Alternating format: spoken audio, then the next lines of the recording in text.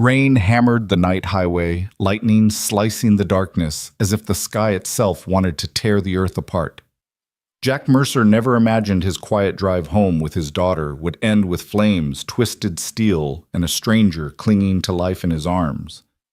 One moment, he was a single dad tired from another long shift at the mill.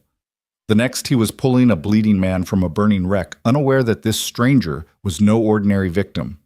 He rode with the Hells Angels, and saving him would drag Jack into a world of roaring bikes, outlaw brotherhoods, and dangerous debts that demanded to be repaid.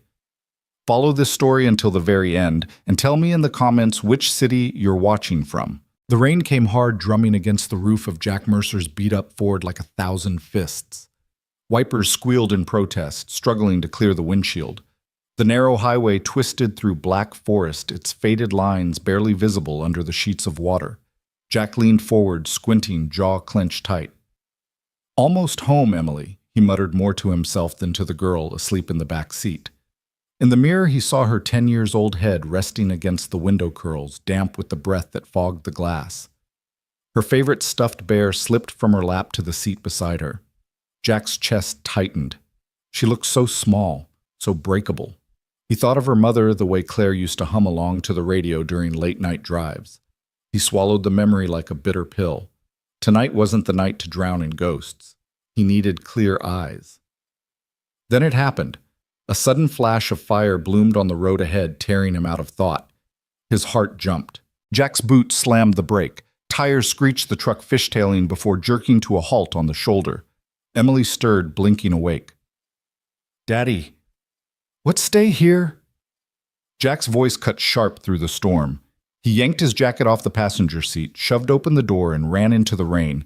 The night smelled of burning rubber and gasoline. Flames licked up from a car crumpled against the guardrail, orange sparks flying into the downpour. Steam hissed, smoke curled black against lightning flashes. The world shrank to firewater and the pounding of Jack's heart. He sprinted closer. Through the shattered windshield, he saw movement, an arm twitching, a head rolling weakly against the headrest. Someone was alive. "Hold on," Jack shouted, voice raw in the storm. The driver's door was mangled metal folded in like tin. He grabbed the handle. It didn't budge. He yanked harder, bracing his boots in mud rain running down his neck. Pain tore through his arms, but the door stayed shut. Inside, the man's eyes flickered open, icy blue sharp, even through the haze of pain. He mouthed something, but the roar of the storm swallowed it. "Come on, damn it," Jack growled.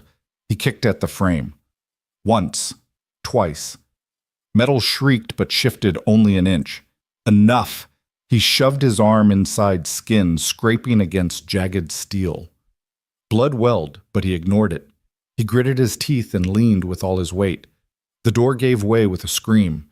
Jack reached in, hooking an arm under the man's shoulders. He pulled. The man cried out, blood soaking through his leather vest. Tattoos sprawled across his chest wings, a skull. Bold black ink that told stories Jack didn't understand, but instinct warned him not to ignore. "Stay with me," Jack grunted, hauling him free. The man's body was heavy, nearly dead weight, but adrenaline burned through Jack's veins. He dragged him back step after desperate step until the roar of the flames dulled. Behind them, the wreck exploded. Glass-shattered flames shot skyward, heat slapping Jack's back like a furnace door had swung open.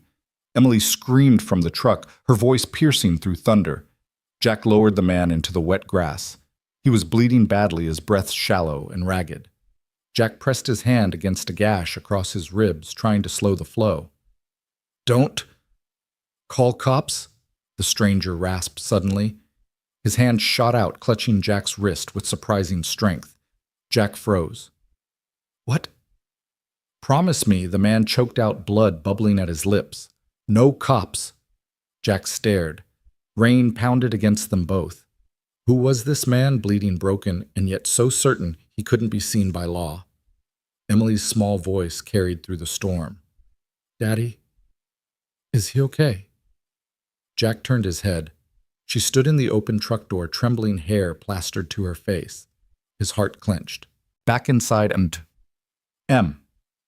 Now he shouted. She hesitated, then obeyed, disappearing into the truck's shadow. Jack looked down again. The man's grip was loosening, his blue eyes fading, but the tattoos glared like warnings. Sirens wailed faintly in the distance, growing closer. Someone else had already called it in. Jack cursed under his breath. Too late, brother. Help's on the way. The man's lips curved in a faint, dangerous smile before his head fell to the side unconscious. And in that moment, Jack Mercer's quiet life as a single father began to tilt into a storm he couldn't yet see. The sirens grew louder, flashing red and blue, slicing through the black curtain of night. Jack squinted into the storm, his jacket plastered to his skin, rain dripping from his chin. He could already see the glow bouncing off the wet asphalt, getting closer with every heartbeat. The stranger's chest rose and fell shallowly, each breath sounding like it was clawing its way out. Jack pressed harder against the wound. Warm blood mixed with the rain slick against his hands. "Damn it, stay with me," Jack muttered. His voice was rough, carried away by the wind, but maybe, just maybe, the man could hear it. Emily's small face peeked out from the truck again, fear wide in her eyes. Jack gave her a sharp shake of the head. She pulled the door shut quickly, but he knew she was still watching from the window. The cruiser skidded to a halt, headlights blazing. Two officers jumped out, one rushing toward the flames, the other toward Jack and the bleeding man. "Step back, sir," the officer shouted. Jack shook his head stubbornly. "He's bleeding out. I've got pressure on it. He won't last without an ambulance." The cop hesitated, glanced at the tattoos across the man's chest. His eyes narrowed. He muttered something into the radio clipped to his shoulder. Jack didn't like the look in his eyes. Two paramedics arrived, kneeling hard into the mud beside Jack. One slid an oxygen mask over the man's face, while the other cut open his vest to get better access. Jack's jaw tightened when he saw more ink sprawled across his arms, and rib symbols he didn't fully recognize but instinctively knew spelled trouble. The older paramedic met his eyes. "You pulled him out?" "Yeah," Jack nodded, breath ragged. "Saved his life," the man muttered, then barked orders to his partner. Jack wiped his bloodied hands against his jeans, chest heaving. He looked back toward the road, where the flames roared, higher smoke billowing against the rain. The wreck was beyond saving. An officer approached, his flashlight harsh in Jack's eyes. "Named Jack Mercer. You related to him?" He jerked his chin toward the stranger. "No. Just came across the crash." The cop's jaw tightened. "You didn't see anyone else?" "No bikes?" Jack frowned. "Bikes." The officer's eyes lingered on the tattoos again, his mouth a hard line. Jack realized then that whatever this man was tangled up in, the cops already knew, and they weren't looking at him like a victim, they were looking at him like cargo. The ambulance doors slammed shut. The sirens flared again as it tore away into the night. Jack stood there, rain dripping into his eyes, staring at the red taillights until they vanished into the dark. Emily's voice cut through, trembling but firm. "Daddy, can we go home now?" Jack turned. She was standing just outside the truck again, arms wrapped around herself. Lightning lit her face for an instant. She looked too old in that moment, too aware. He nodded, forcing calm into his voice. "Yeah, Em. Let's get you warm."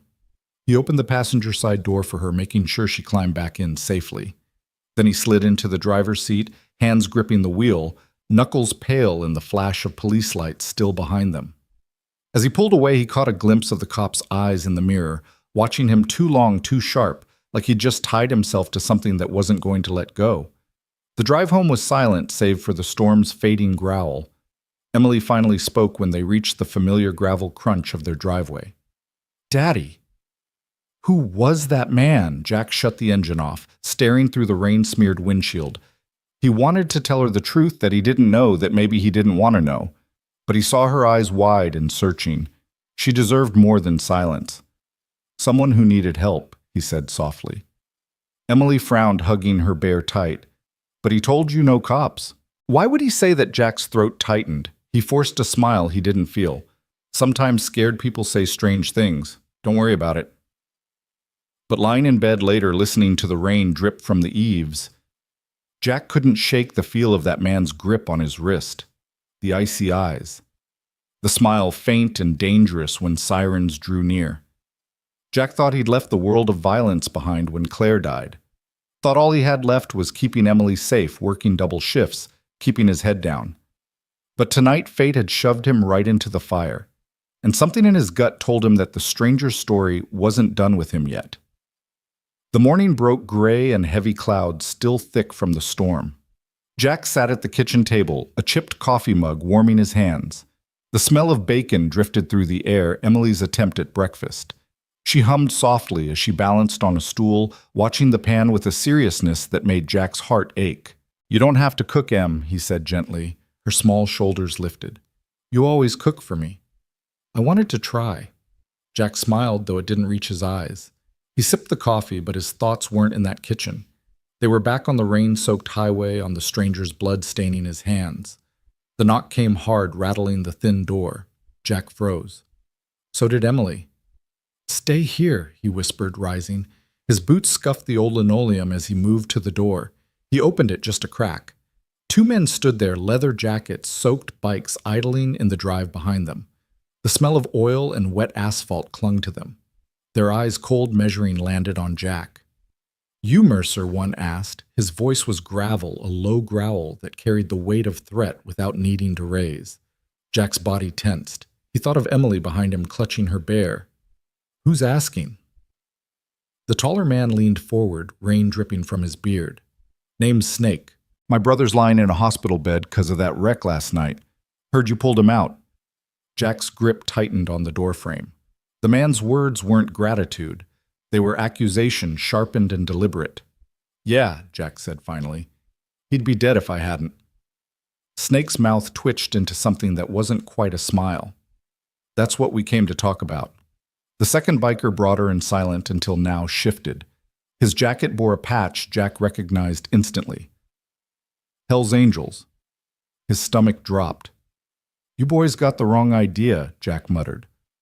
"I don't want trouble." Snake's eyes glittered. "Trouble's already here. Our brother muttered a name before he passed out. "Jack Mercer. Said he owed you. Now when one of ours owes, it's everyone's business." Jack's throat felt dry. He wanted to slam the door shut, bolt it, keep Emily safe inside.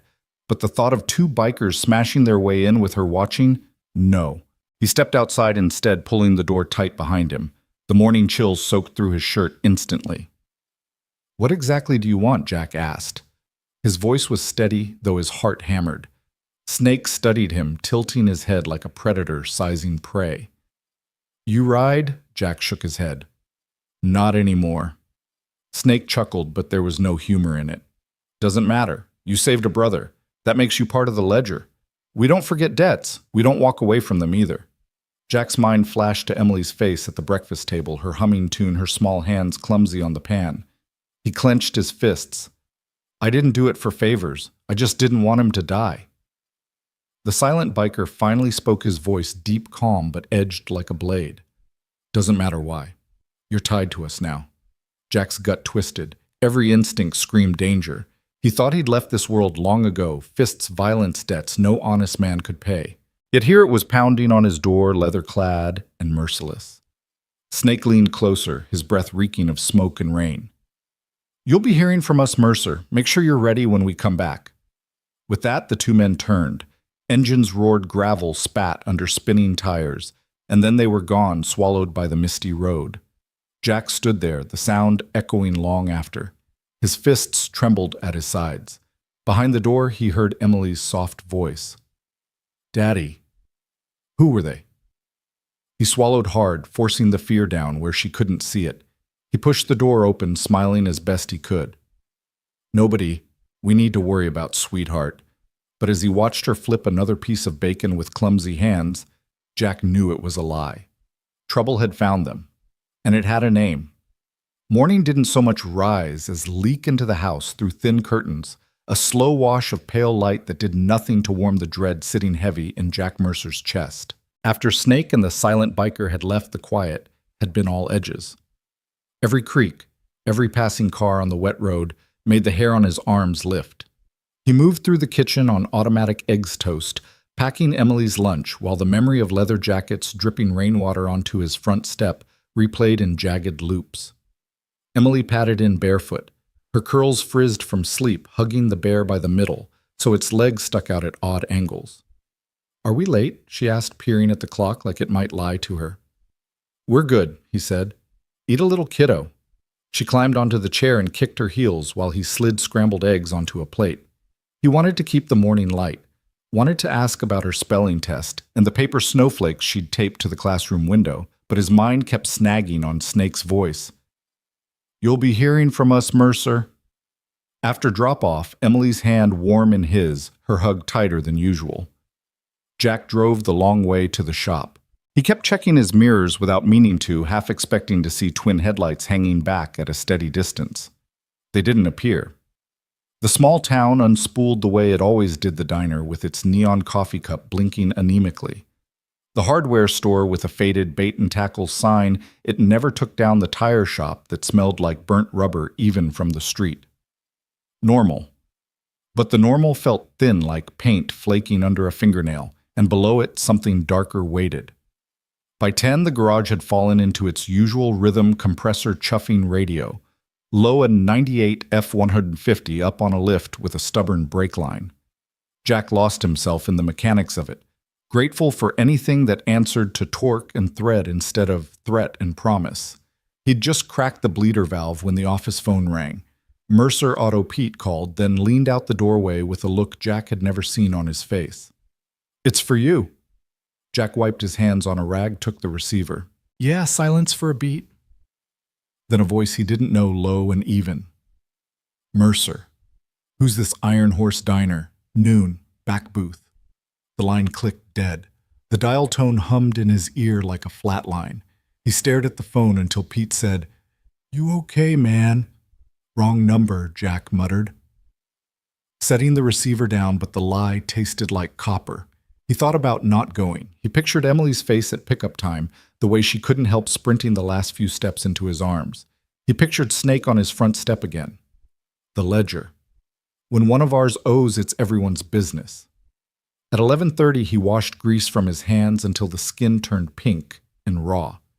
He told Pete he had an errand. He told himself this was about ending something before it grew too big to fit through his door. The Iron Horse sat at the far end of town where the road bent toward the river, a chrome-sided shoebox that had been there since the 70s, its neon sign buzzing in daylight. 2 motorcycles were angled close to the curb. Their chrome was so clean it mirrored the gray sky.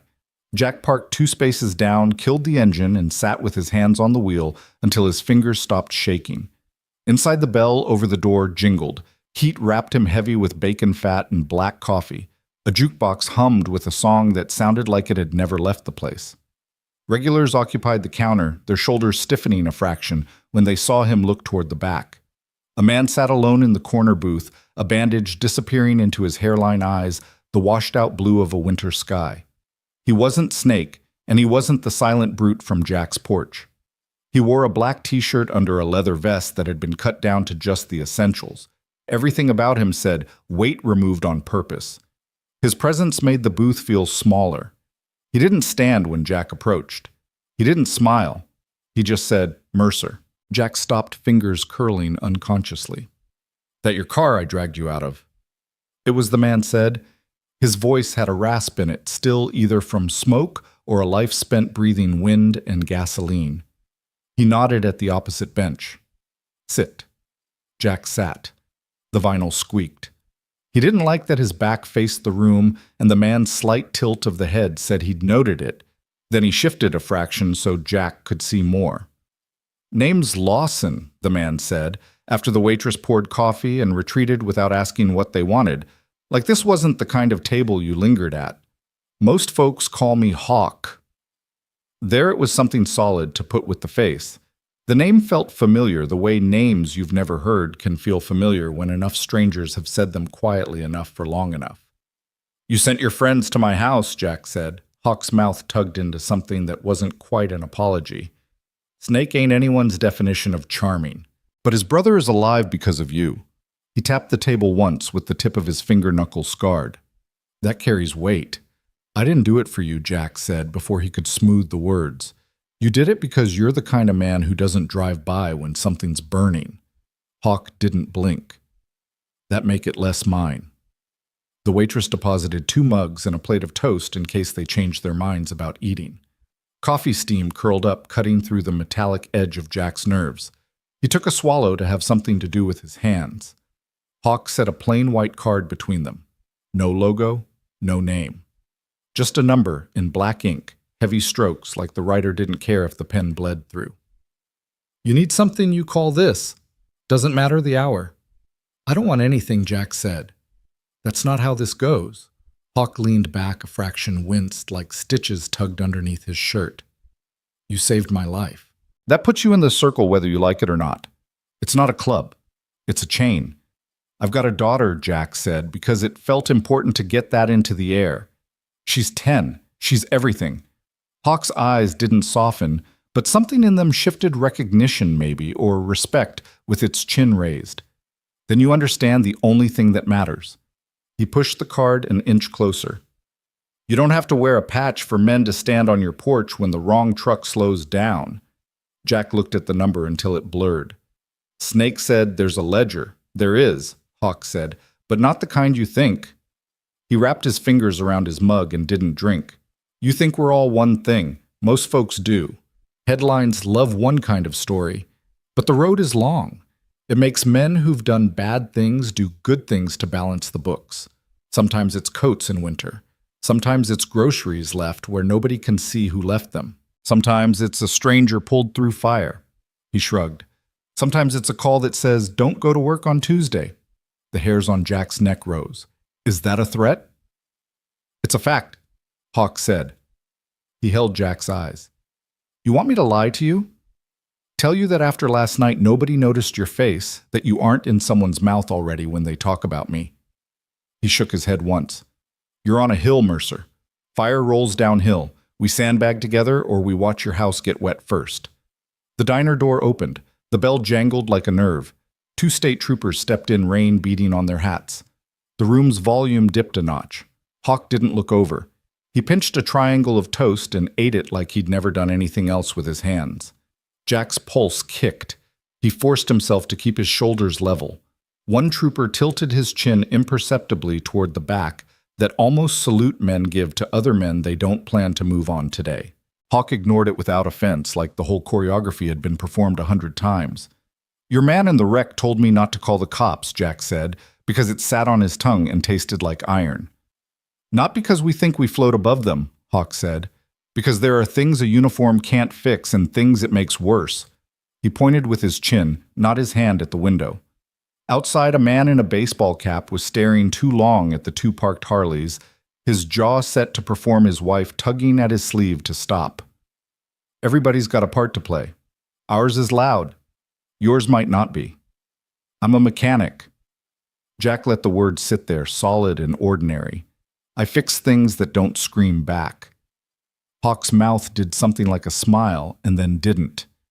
"You fixed a man on the side of the road who did." Silence stretched. The jukebox shifted tracks. Silverware chimed in a bus tub. Rain ticked at the window like fingernails. Jack thought of Emily's breath-fogging glass in the back seat. He thought of his front steps slick with rain under Snake's boots. He thought of a promise he'd made to a dying woman that he'd keep their girl safe no matter what it took, even if what it took chewed him up. "What happens if I don't take the card?" he asked. Hawk didn't reach for it. "Then it'll still be in your pocket when you reach for change." "I'm not the one who put it there." He nodded once at Jack's chest. "You are." Jack almost laughed. It came out as a sound he didn't recognize. He slid the card toward himself and didn't look at it. He said, "If trouble comes to my door, we answer it first," Hawk said. "And if trouble comes because of you, then we move your door," Hawk said softly, like he'd said it before and meant it every time. "Long as you don't lie to me, long as you keep your hands where they belong, long as you remember the only truth that matters, which is that little girl who thinks you can turn rain off by flipping a switch." Jack pictured Emily's small fingers on the kitchen light last week, frowning when the storm kept going. He felt the floor of his chest drop out and then settle. Hawk slid from the booth with the careful economy of a hurt man conserving force. "Snake will run hot. Diesel runs slow. You'll like him better. Cutter keeps books with his eyes. If you see him staring, it's because something doesn't add up." "You just describing your friends to the man who saved your life?" Jack asked. "I'm describing the weather," Hawk said, "so you don't dress wrong." They stepped out into the bright cold day. The rain had stopped, leaving everything sharper. Steam lifted from the blacktop. Hawk paused beside his bike like the machine was a companion and not a thing. Jack stood there with the card sweating in his palm, feeling the town move around them. Someone's screen door slap a delivery truck. Beep. Gently as it backed into the alley, a crow complaining about nothing in particular. Hawk glanced at Jack's truck, 2 spaces down. That an oil leak or just pride? Both, Jack said. Hawk's laugh was a breath, nothing more. He swung a leg over the Harley and winced again. You did something that takes a piece out of a man, he said, without revving yet. That piece doesn't grow back. It makes room. For what Jack asked, for whatever you feed it. Hawk thumbed the starter. The engine came alive like a living throat. Call if you need. Don't if you don't. Either way, eyes up. The bikes pulled away in perfect stagger chrome, catching a ragged strip of sun. Jack watched them shrink to 2 commas on a long sentence of road, felt the heat of their passage remain an instant after they were gone. He slid into his truck and didn't start it. He pulled the card out and set it on the bench seat. The number stared back nothing and everything at once. He closed his eyes and saw Emily's face the way she always reached for his hand in parking lots, even when she pretended she didn't need to anymore. He picked up the card, put it in his wallet, and drove back to the garage. The rest of the day felt normal by force invoices and wrenches, Pete arguing with a supplier about a part that never arrived. But at 3, Jack looked up and saw a black SUV idling across the street too long. Its windows were dark enough to hold a man like a secret. It rolled away when he stepped outside. At 5, he stood in the elementary school pickup line with other parents. Emily ran at him full tilt, her backpack bouncing her grin, something bright he didn't deserve. He lifted her the way he had since she could walk, and for a second the ledger balanced. "Can we get milkshakes?" she asked, breathless. "Yeah," he said. "Let's get milkshakes." At the diner counter, Emily picked sprinkles and Jack watched their reflection in the chrome band of the pie case. Father and daughter swirled straw colors, a little world inside a bigger one. He paid in cash and tipped too much. On the way out, the trooper from that morning's diner shift held the door for them. He nodded like men nod when they know something about each other and pretend they don't. Jack nodded back. The sky had the color of a healing bruise. Night would come, and with it headlights that stayed too long at corners, names said too softly over phone lines, promises that felt like insurance and threat at once. But Emily's hand was in his. Her milkshake left a pink ring on the cardboard tray. The little bell above the door laughed them back onto the sidewalk. A card in his wallet pressed into his hip when he walked. A circle had drawn itself around his small life with chalk and gasoline.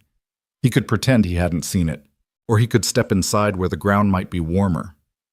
At the crosswalk, he squeezed Emily's fingers, and she squeezed back twice, one for "I'm here," one for "I know." He looked both ways, then led her across. The rest of the afternoon moved like a film strip, missing frames, jump cuts between small, ordinary moments that couldn't quite mask the hum under Jack Mercer's skin. He finished the F-150, signed 2 invoices, answered a call from the school nurse about a scraped knee, not Emily's, thank God, and pretended not to notice when the black SUV reappeared across the street for 5 long minutes before slipping away again like a shadow, deciding against it. At 5:30, he turned the garage lights off one by one, the bays falling into rectangles of dim gold. Outside, the early evening had turned the clouds into bruises. The air smelled like wet leaves and hot metal. He slid behind the wheel of the Ford, leaned his head back against the rest for a second, and let out a breath that sounded too loud in the cab. His phone buzzed. He didn't jump this time. He just looked at the screen at the unknown number, then answered because that's what the man from the diner had told him to do, whether he wanted to or not. Mercer came Hawk's voice. No hello, no pause. A line cut clean into the moment. Need a hand. Not trouble. Jack's mouth went dry anyway. Where Hawk gave an address on the industrial edge of town, the same long warehouse row where old furniture went to die and carpet stores pretended to be busy. Bring your truck, he added. You got a neighbor you trust to sit with your girl a couple hours?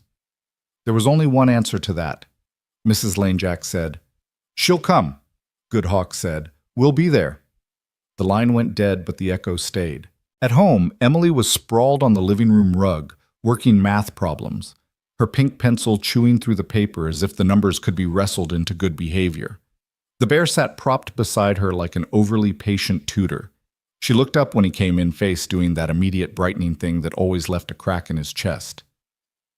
"Milkshakes were awesome," she announced, as if it had been years, not 2 hours. "Glad to hear it," Jack said, pulling off his boots. "I need to run out again for a bit. Mrs. Lane's coming over. How about you two start a movie?" Her expression shifted a tiny flare of worry that tried to hide behind casual. "It's not those men again, is it?" He crouched, met her eyes. "It's just helping somebody. Nothing scary, but I want you here with her." "Okay." She nodded, swallowing that small fear down because he asked. 10 years old and already practicing the trick. Mrs. Lane arrived with a casserole like she couldn't set foot in a neighbor's house without feeding it. "You'll be back before the second act," she said, waving her hand as if time obeyed her. "Go on."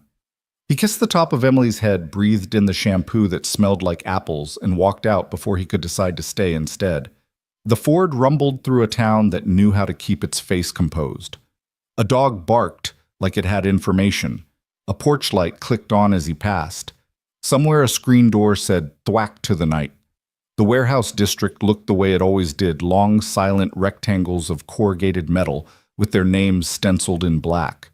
But one unit had its roll-up door open, and a pool of white light spilled onto the wet concrete like a stage. Inside, figures moved, men lifting men, carrying men, stacking, no music, no shouting, just the rhythm of work. Hawk stepped into the doorway when Jack pulled up as if he'd been listening for the exact timbre of that old Ford. He wore the same cut-down vest, the same even gaze. The bandage at his hairline had darkened to the color of old paper. "You came," he said. Again, not a question. "You asked," Jack said, and tried not to hear the other sentence that had followed him since the diner. "And I said I would," Good Hawk said. He hooked his chin toward the interior. "We're moving weight." Jack braced for crates he didn't want to see. Inside he saw coats, piles of them. Children's bright puffers, adult parkas, a rainbow of hats that had probably come from church drives, and school bins. Next to them, cases of canned food stacked high as his shoulder boxes marked with shaky Sharpie beans, corn fruit cocktail, and another pallet of fleece blankets still wrapped in plastic. Diesel appeared from between stacks, carrying 2 boxes like they were empty. He nodded once. "You the mechanic." "Sometimes," Jack said. Good Diesel said. "You know about leverage. Use your legs, not your back. Stack even no hero stuff." Snake was there too, moving with an irritability that looked native to his bones. He lifted a box, glanced at Jack, then looked away like recognizing a debt in public might be a breach of etiquette. "Community Center lost their funding," Hawk said, answering the question Jack hadn't asked. "Bunch of families got squeezed. We fill the gap when the gap ignores the children in it." He said it without softness. The rage was under the floorboards, not on the table. "Where's it going?" Jack asked, rolling the sleeves of his flannel to his elbows. "Back of Beyond Diesel," said, jerking his head. "Trailer court by the old drive-in. The apartment's behind the feed store. Mrs. Kaminsky's place. You'll know it when you see the wind chimes. 2 shelters on the far side of the river. You'll ride point with me." He pointed to Jack's truck. "That bed's gonna earn its keep." It did. For the next 3 hours, the world became a loop warehouse light cardboard scrape the flex and give of weight in his hands, the thump of boxes onto truck beds, tailgates lifting, straps ratcheting tight engines, starting engines, cutting boots on concrete breath, making ghosts in the cooler air. No one talked about cops. No one said a word about patches. The language here was grunt and nod and hear and go. Every so often, Jack caught Hawk watching, measuring not for weakness but for engagement. Was the man stepping in on the next lift without being told? Did he see the wobble in the stack and slide a hand to steady it without turning it into a scene? Was he learning the rhythm strangers move to when they decide to be something else? He was. He hadn't realized how badly he wanted a rhythm that wasn't just survival. They pulled out in a loose convoy. Jack's Ford Diesel's battered bed, a van, whose back windows were painted so kids wouldn't see the surprise too early. The first stop was the trailer court. Porches sagged under the weight of years. The kind of wind chimes that come from dollar bins made thin sounds in the night. A woman in a robe opened her door when the engines cut. She had the face of someone who'd learned not to expect good news after 9 p.m. We didn't order anything. She began pulling the robe tighter across herself. You did? Diesel said gently, not smiling because this wasn't that moment. He handed her 2 coats in child sizes and a third for her. You just didn't know you did. Her eyes filled so fast it embarrassed her. She kept talking to cover it. I had a plan. She looked down at the bright coats like they'd fallen from a cleaner sky. Thank you. Jack carried a box of canned goods up her steps. Inside, he saw a couch patched with duct tape and a coloring book open to a half-finished page. On the counter, a calendar with 3 dates circled and nothing written on any of them. Just circles like someone rehearsing. Back at the truck, Snake lifted a case toward a door with 3 locks. An old man answered, veteran hat, cocked jaw, stubborn. We don't need charity, he said, voice gone rusty with pride. It's not charity, Snake said bluntly.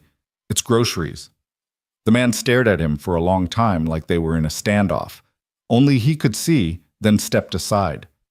When he set the box on the table, Snake's eyes flicked to a framed photo of a boy in a uniform, then away, as if whatever he registered got filed somewhere under better not to open tonight.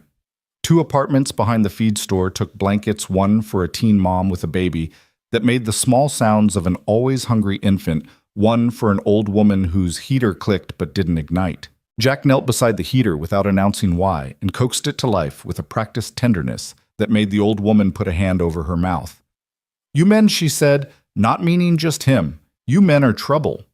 Then she patted his shoulder and sent them with cookies that tasted like cinnamon and a little too much salt. At Mrs. Kaminsky's place, wind chimes of every size and type filled the small porch, clinking a jittery music. She opened the door, still in her church dress, like she'd fallen asleep in it. Come in, she said, as if they were already family. You boys look thin, she added, a lie offered as hospitality. They didn't go in. They stacked quietly instead. Hawk stayed by the gate, keeping an eye on the street the way wolves watch the edge of the tree line. When a sedan slowed, his head tilted and it kept going. On the far side of the river, outside a squat building whose hand-painted sign read, Hands and Hearts, a volunteer with purple hair cried openly when Diesel lowered 3 crates of canned soup into her arms. We thought we were going to have to turn people away tomorrow, she said, voice breaking. You have no idea what this means. She looked at the jackets at Jack and his flannel damp with sweat. Maybe you do. On the 3rd run, Jack realized he wasn't noticing the ache in his back anymore. He was noticing the way people said thank you without saying it, and the way a small hand appeared from behind a woman's leg to touch the sleeve of a puffer coat like it might float away. He was noticing that Hawk never took credit and never moved first toward a doorway without looking to see if someone else should. He was noticing something in himself soften and harden, at once soften toward the world, harden around his daughter like a ring. On the final load, Diesel tossed him a bottle of water.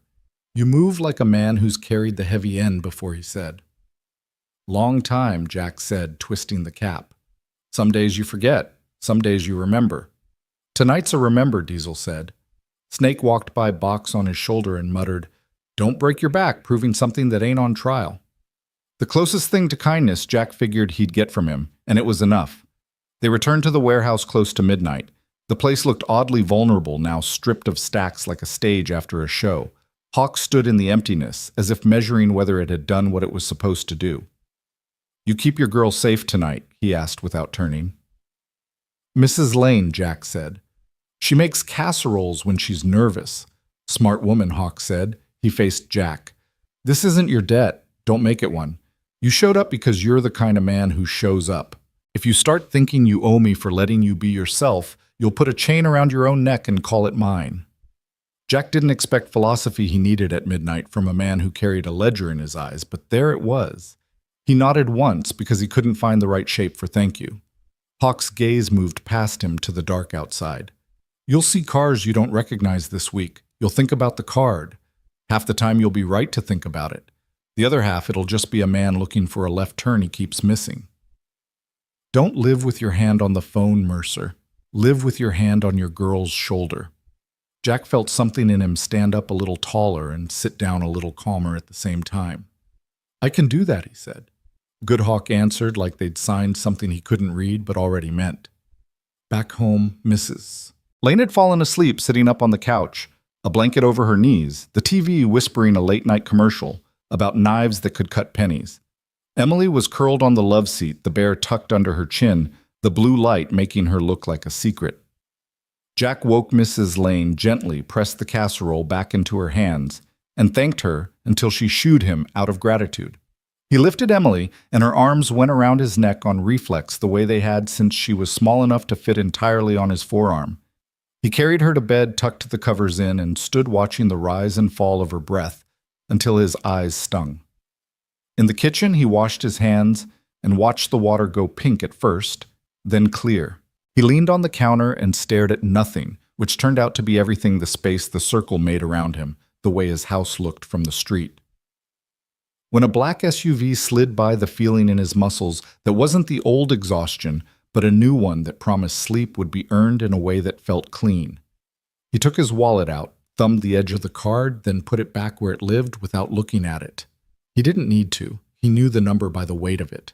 In the quiet, he heard a motorcycle a few streets over, not stopping, just passing by on its way to somewhere else. The sound faded. The house settled.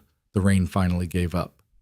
Jack turned off the kitchen light and whispered into the dark, like a man telling a story to the room that had started to believe it with him. "We're okay." It wasn't a promise. It was a job description. The next morning broke gray and restless, the kind of dawn where the sky seemed to sag under its own weight. A thin mist clung to the cracked roads, and the smell of burned rubber still lingered faintly along the stretch where Jack had pulled Michael from the wreck. Jack hadn't slept much. His little house had creaked with the night wind, and Emily had crawled into his bed around 2 a.m, whispering that she dreamed of fire. Jack rubbed his face in the dim light, staring at the ceiling, feeling both gratitude and unease. Saving a man's life wasn't new to him. He'd been a firefighter once, long ago, before his wife's illness forced him to trade shift work for odd jobs closer to home. But there was something different about Michael. Something coiled behind the man's bruised eyes when he regained consciousness. By breakfast, the silence felt heavy. Emily, ever observant, pushed her cereal around with her spoon and finally asked Daddy, "Is the man you saved okay?" Jack gave her a soft smile, though his jaw tightened. "He's alive. That's what matters most. But you're worried." He reached over, brushed her hair from her face. Sometimes grown-ups stay worried even when things turn out all right. He didn't explain further. How could he tell her that the stranger's tattoos ink of snarling skulls and winged wheels whispered of the Hells Angels? At mid-morning, his phone buzzed. Unknown number. Against his better judgment, he answered. Jack Walker. The voice was gravelly heavy with cigarettes and miles. "Yes. Who's asking?" "You don't know me, but you pulled my brother out of the fire last night." "Michael. He told us." Jack's heart kicked hard. He glanced at Emily, drawing at the table, the soft scratch of her crayons grounding him. "How's he doing? He's breathing because of you. That's something." The caller paused. "We'd like to see you. Show our thanks." "I don't need thanks," Jack said quickly. "Just hope he gets better." But the man chuckled low, like iron chains rattling. "See, that's the thing. In our world, debts aren't left unpaid. You'll hear from us." The line went dead. Jack lowered the phone, the kitchen suddenly feeling smaller, like the walls had drawn closer. He closed his eyes and exhaled. The last thing he needed was bikers sniffing around his quiet life near his daughter. That evening, after Emily fell asleep curled around her stuffed rabbit, Jack sat on the porch steps staring at the empty street. The hum of a motorcycle broke the silence. A single headlight cut through the mist and rolled to a stop across from his house. A man dismounted. Tall, broad, a leather cut draped over his shoulders. The patch on the back was unmistakable, a skull with wings, Hell's Angels stitched bold above it. The biker didn't move closer. He just lit a cigarette, the ember glowing in the dark, and watched Jack like he was reading every thought in his head. Finally, he spoke across the quiet street. "You got guts, Walker. Pulling a man out of fire like that?" Jack stood slowly, fists clenching at his sides. He was dying. Anybody would have done it. The biker shook his head, exhaling smoke that drifted in ghostly swirls. "No." Most would have stood back, watched him burn, The words cut because Jack knew they were true. He had seen enough accidents in his life to know courage wasn't common. "What do you want?" Jack asked, keeping his voice steady. "Michael says you didn't flinch. Says you dragged him out even when the flames licked your arms." The biker took one step forward, his boots crunching gravel. "In our world, that kind of loyalty, hell, it means everything. I'm not part of your world." "Maybe not, but the world has a way of claiming men like you." Jack's chest tightened. Emily stirred inside a soft rustle against the window screen. He lowered his voice. "I have a daughter. I want no part in your business." The biker dropped his cigarette, grinding it under his heel. "We don't forget debts, Walker. One way or another, this isn't over." He swung back onto his bike, the engine roaring to life. Then he was gone, swallowed by the mist, leaving only the faint smell of gasoline and smoke. Jack sat back down heavily, head in his hands. He'd saved a life, but in doing so, he might have opened the door to trouble he could never close, and he knew deep in his gut that trouble was already on its way. The following day, Jack tried to bury himself in routine, fixing the loose hinge on the kitchen cabinet, patching the squeaky step on the porch, cooking pancakes the way Emily liked them. But even as syrup dripped golden over her plate and the morning sun painted the small dining room in pale light, he couldn't shake the memory of that biker standing across the street, a silent sentinel with a patch that carried more weight than most men could imagine. Emily, perceptive as always, noticed his distracted gaze. "Daddy?" she asked softly. "Is something wrong?" Jack forced a smile. "No, baby, just tired." She tilted her head unconvinced, but went back to eating, humming quietly to herself. Jack envied her innocence, the way she could believe the world was safe, as long as he was there to guard it. He prayed he could keep that promise. By mid-afternoon, a knock rattled the front door. Jack's stomach clenched. He peered through the curtain. Not one man this time, three. All clad in worn leather, their cuts bearing the unmistakable red and white insignia of the Hells Angels. Their bikes sat idle at the curb chrome, catching the sun like flashes of steel. Emily peeked from the hallway. "Who is it?" Jack's voice was calm, too calm. "Stay in your room, sweetheart. I'll handle it." She hesitated, then retreated, leaving him alone to face the storm. Jack opened the door slowly. The leader stepped forward, a mountain of a man with arms corded in tattoos. His beard was streaked with gray eyes, hard but not unkind. He stuck out a gloved hand. "Name's Bear, Michael's brother." Jack didn't take the hand. "What do you want?" Bear lowered his arm, nodding slightly as though he respected the caution. "To talk. Nothing more. You saved my brother's life. That means you've earned our attention." "Attention's the last thing I need," Jack replied evenly. One of the others, a wiry man with sharp eyes, chuckled. "Most folks beg for it. You push it away." "Interesting." Bear cut him a look that silenced him, then turned back to Jack. "Look, I won't waste your time. In our world, a life saved is a bond made. You don't walk away from that." Jack crossed his arms, feeling the weight of their presence pressing against his small porch. "I didn't save him for a bond. I saved him because it was right." Bear studied him for a long moment. Then, to Jack's surprise, he smiled faintly. "That's exactly why we're here." Jack frowned. "I don't follow." Bear leaned closer, his voice dropping. "You're a man who acts without hesitation. Fire danger, no thought of yourself. Men like you are rare. And when we find them, we don't let them drift back into the shadows. I'm not interested. You say that now. But trouble finds good men, Walker. Always does. When it does, you'll need someone at your back. That's what we're offering." The words left a chill in Jack's chest. He thought of Emily asleep, of the quiet life he had built with shaky hands after so much loss. The last thing he wanted was the shadow of the Hells Angels darkening their days. "You show up at my door again," Jack said tightly. "And I call the cops." The wiry one laughed outright. "You think cops scare us?"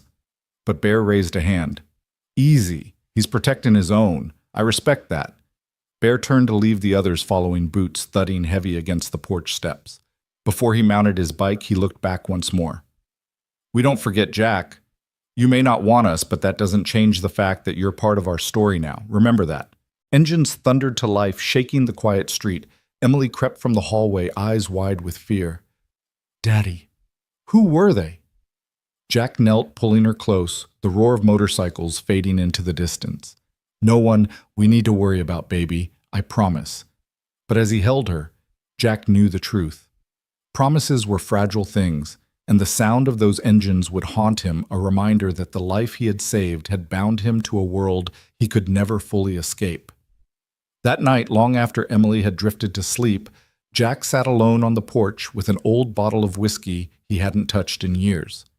He stared at the dark street, the echo of engines still alive in his memory. He whispered into the silence as if confessing to the night itself. God help me. What have I gotten us into?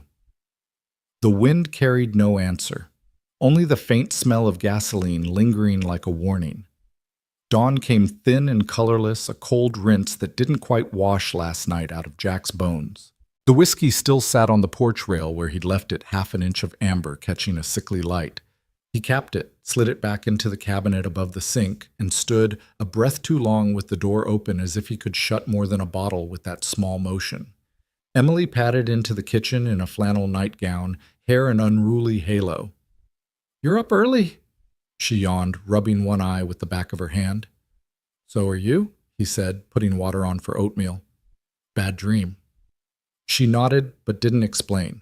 She rarely did when the dreams had fire in them. He kissed the crown of her head and said nothing because sometimes the only way to keep a promise was not to make one.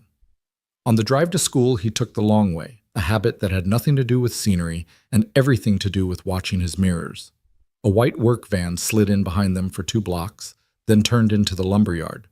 A black SUV idled at the corner store and did not pull out.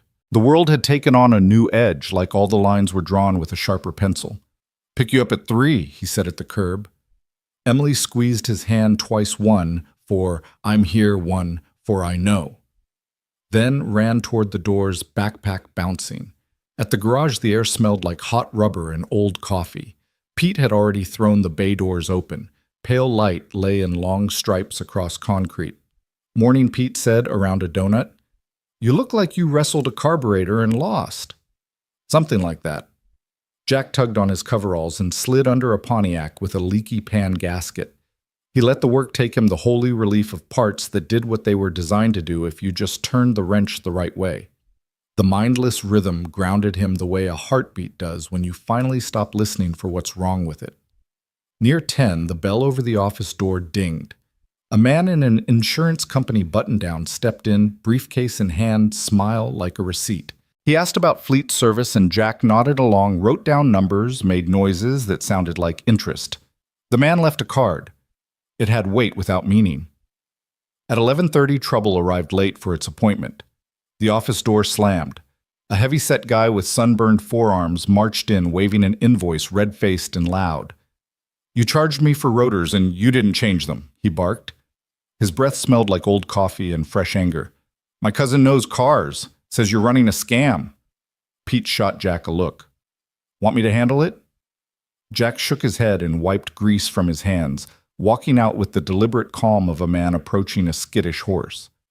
Let's take a look, Jack said, keeping his tone even. If we made a mistake, we'll fix it. Mistake my ass. The man jabbed a finger into Jack's chest. You think I'm stupid? Jack resisted the reflex to step back. I think you're mad. And I think your truck is right out there, and I think we can put it on the lift and talk less and see more. The man's mouth twisted. Don't tell me what to do in my town. This is my town too, Jack said, and that was maybe the wrong truth to say aloud because the man's eyes flared.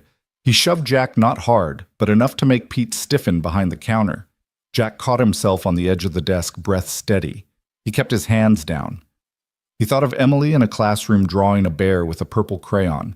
He thought of the note he'd left himself on the fridge years earlier. Never swing first. Your hands are for holding her up. He swallowed. I'm going to roll your truck in, Jack said. You can watch, you can film it, but you can't put your hands on me again. Deal. The man puffed like a bull and opened his mouth to say the next stupid thing. The bell over the door dinged again. 2 shadows fell into the room and stood there as if the floor had been waiting for them. Diesel, jackhammer forearms, quiet eyes took in the room in one sweep. Beside him, Reed Lawson Hawk wore his injury like a shrug, a pale scar cut through his hairline, the rest of him uncuttable. They did not posture. They simply existed, which was somehow louder. The customer's bluster hiccuped. He glanced at their jackets, at the red and white, at the way the room had shifted around them. Problem Diesel asked conversationally, as if he were commenting on weather. His voice had gravel and a slope to it that suggested there was an easier way down the hill if you chose it now. No problem, the man said too quickly. Color rose in his neck. Just a misunderstanding. Those happen, Hawk said. He stepped to the side, clearing Jack's line to the door. Good to sort them civil. The customer swallowed. Yeah. He set the invoice on the counter like it might explode. I'll, come back tomorrow. We'll be here, Jack said. The man left. The bell dinged, the room exhaled. Pete let out a low whistle and walked into the shop bay, suddenly invested in organizing a pegboard that had been fine for years. Hawk watched him go with mild amusement and then turned back to Jack. Sometimes the circle watches, he said, as if he'd said it before but needed to say it now. Even when you don't see it. Jack blew out a breath that had been stuck in his ribs. You boys just happened to be in the neighborhood. Diesel's mouth did something like a smile. Neighborhood got bigger when you pulled a man out of a fire Mercer. People keep saying that like it's a compliment, Jack said, too tired to sand the edges. It is, Hawk said. It's also a map. Pete reappeared with a clipboard he didn't need. He nodded at Hawk in that careful way small-town men nod at men their wives have warned them about, and then pretended to remember an urgent task across the room. Hawk tipped his head toward the bay. You got a minute? Jack gestured. They walked into the shop, the noise of the compressor a curtain between them and the office. The Pontiac gleamed under the fluorescence. Someone had hung an air freshener shaped like a Christmas tree from the rear view mirror. It smelled like chemical pine and cheap hope. You're seeing cars, Hawk said. Black SUVs. Vans that linger. I'm seeing a lot, Jack admitted. Hawk nodded. Some of those are ours. Some aren't. You don't have to figure out which. You just have to keep doing the next right thing. You get me. I get that you think there's a line between cop trouble and not cop trouble, and I don't want my kid anywhere near either one. Then we're on the same side, Hawk said simply. He reached into his vest and took out a small black rectangle. For a heartbeat, Jack thought it was the cardigan, but this was different. A pager. No, a tiny radio, the old kind, with one button and one purpose. Press and let go if you ever need a voice that isn't 911. Jack looked at the device like it might carry its own gravity. It was ridiculous and comforting at once, like a relic of a world where men listened for each other across static. You expect me to clip that to my belt with my keys? I expect you to put it in the drawer next to your stove, Hawk said, and forget it until you don't. Jack took it. It was heavier than it looked, like most things that matter. There was a long, easy silence. Diesel wandered the bay, admiring and critiquing with the same expression. That lift got a slow leak, he observed. Level's good, Jack said. For now, Diesel said, which was either about hydraulics or everything. Hawk jerked his chin toward the office. You got lunch. Mercer? Does coffee count? Barely. Hawk flicked his eyes toward the diner across the street, the one with a sign that claimed Best Pie in the county, in letters that had lost persuasion decades ago. Come on, Jack hesitated. I can't leave the shop. Pete can. Diesel called from under the Pontiac without looking up. Go on, I'll yell if it falls. They crossed under the high, thin sky. The diner bell did its little nervous laugh. The waitress poured coffee like she had promised someone she'd do it until she couldn't, and then she'd teach someone else how. Hawk didn't take a booth. He took the counter, the stool to the left of Jack, left open a buffer that felt like courtesy. People call him different names, Hawk said after a while, stirring his coffee without adding anything to it. Michael, Lawson, Hawk. Paperwork gets one. Brothers get the other. You hear a name, don't let it decide something for you. It has no business deciding. Jack understood the sermon under the sermon. He nodded. And you call me Mercer because that's the name you stand up to, Hawk said. The other one's the one you lay down with when you wish things were easier. The sentence hit Jack like a weight he could lift. He took a swallow of coffee and didn't flinch at the bitterness. They ate grilled cheese and soup. Hawk cut his sandwich into neat, perfect rectangles, a weird grace in a man whose knuckles bore the history of bad nights. Diesel came in 5 minutes later, grease on his forearm, and ate 2 slices of pie like a man who had stopped pretending food wasn't pleasure. They talked about nothing, which turned out to be everything: supply chains for brake pads, the way this year's winter was coming in colder, whether the old stadium lights at the high school would make it through one more season. The conversation put skin back over nerves. When they stepped back into the afternoon, a wind had come up, pushing leaves across the street like small animals looking for cover. Hawk paused on the curb. "This week," he said, "somebody might try to make a point with you. They don't have the courage to make with me." "Customer with a loud voice," Jack said. "Or a quiet one," Hawk said. "Either way, you don't have to handle it alone." Jack nodded once. "I believe you." Hawk's mouth moved a fraction. "You don't have to. You just have to call." They crossed back. In the bay, Pete had the Pontiac down and was checking torque like a man who wanted every bolt to stay exactly where it belonged. Diesel gave the lift a fond slap. "Still leaking," he said. "You too," Pete replied, surprising himself. By 3, the workday's edges softened. Jack washed his hands in orange grit and watched dark water swirl to clear. He slid the small radio into the top drawer of his desk next to a tape measure, a pocket knife, and Emily's 3rd-grade photo with the gap-toothed grin she hated and he loved. He closed the drawer. He stood in the pickup line with the other tired parents, watched a class of 1st-graders pour like marbles down the front steps. And then there she was, Emily running the bow in her hair, losing the fight, and losing it beautifully. He lifted her. She wrapped around him. For a second, the ledger balanced again. On the way home, a delivery truck drifted in its lane and corrected. A black SUV turned left at the light without stopping at the crosswalk line. The world had edges and also soft places. Jack held both in view the way you're supposed to hold the road, and the rear-view mirror eyes forward, quick checks, full heart. At the house, they did homework and burned grilled cheese and laughed about the smoke alarm's overreaction. After dinner, he fixed the hinge on the cabinet for real and made a note to get a new striker plate. He tucked Emily in, read 2 chapters of the book with the dragon that had anxiety and a very good dog, and turned off the light while she was still smiling. Downstairs, the house hummed and clicked the way old houses do when they're settling and whispering to themselves. Jack opened the drawer and looked at the small radio sitting there like a dare. He closed the drawer again, not because he didn't believe in it, but because he believed in the other thing more: his hands, his people, his address. Outside somewhere, a motorcycle moved through town, not stopping, just passing like a good roomer with nowhere to land. Jack stood at the window and watched the reflection of his own face ghost the glass. He thought of the word circle and how it had felt like a trap the first time he heard it, and how today it felt like a fence you build when the wolves remember your door. He turned away, clicked off the lamp, and let the dark be dark without making it mean something it didn't. Upstairs, his daughter breathed the deep, simple breath of a child who believes the person in the next room can turn rain off by flipping a switch. Downstairs, in a drawer next to a tape measure and a pocket knife, a small radio waited like a last resort that hoped not to be chosen.